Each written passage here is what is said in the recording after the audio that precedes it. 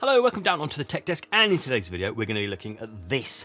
So this is a cooling fan by G-Story for your Xbox Series S. And now this is one of these products where you think, well, do I need it or not? Okay, but I'll let you be the judge of whether you actually need one of these or not. Let me know in the comments below if you think you actually need this.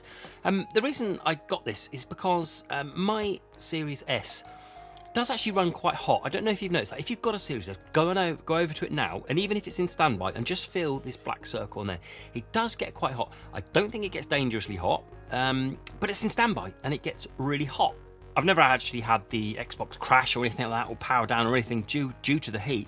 But if you go and feel it now, it does feel quite hot. I mean, it's not, it's cooling down now because I've just unplugged this from over in the setup, so it's cooling down a little bit now. But I wanted to test this out to see if it works, and it's quite cool. On the back, it just says a little bit about it there and a little bit of branding in a couple of different languages. Fantastic. So in the box itself, other than that, you get yourself an instruction manual, and these, which I was a little bit confused as to what they were, but if I talk about these first, so these are really nice addition. Okay, so if you want your, on here, if you have your S in the vertical orientation, you can, but once you've got it like that, you'll see that on this fan, it has a couple of feet there. It doesn't have a feet over the other side.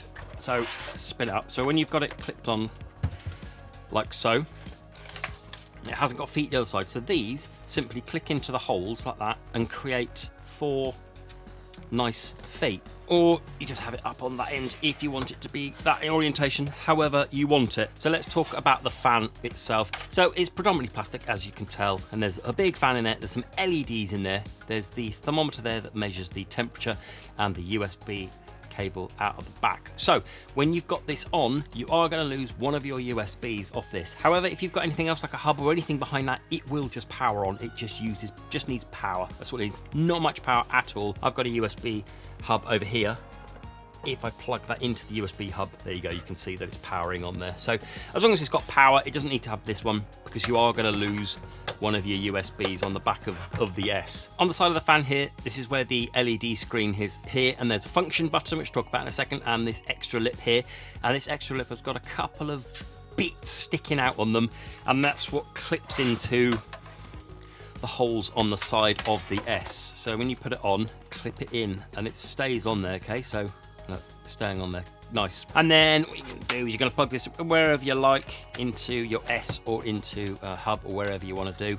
And there we go, and it sits on there. It's nice and neat. It matches the S perfectly. I mean, as you'd expect, you think it would be the perfect size, which it is, but also the perfect shade of white. It's almost like it's made out of the same material.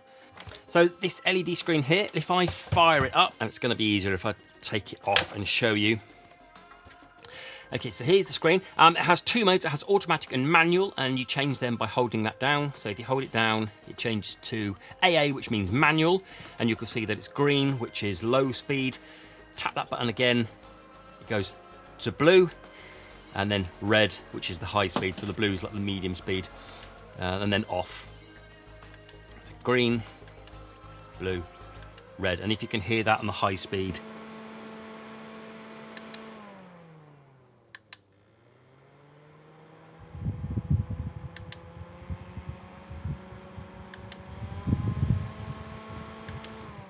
and what I've tended to do is I've just left it on automatic. So you hold that button down till it says AU, which it does. It then goes on to automatic, and it just lights up green to tell you that it's an automatic. And what this does, it sits on there and it reads this. And when it gets to 36 degrees Celsius, then it kicks in. Okay, so then it kicks in and starts pumping out, but it will just lay dormant until it gets to that temperature. If you don't work in Celsius, you can work in Fahrenheit. And the way you do that is you unplug it, you hold this button down, and then plug it back in again. Plug it in, keep holding that button down, and then when it comes on, there we go, Fahrenheit. So we're currently at 68 Fahrenheit. And then a quick check of that. When it hits 95, that's when it will start going in for the automatic mode. So what I did was I ran a few tests. I have my heat gun here, and I was testing it on here. And to be honest, I think the temperatures were pretty accurate. It wasn't too bad for the temperatures I was getting out of here. I was testing it, but as I said, it only kicked on to automatic once, but that was on a very hot day. And it was very hot in my games room, so that kicked off. But like I said, I don't think it's dangerously hot.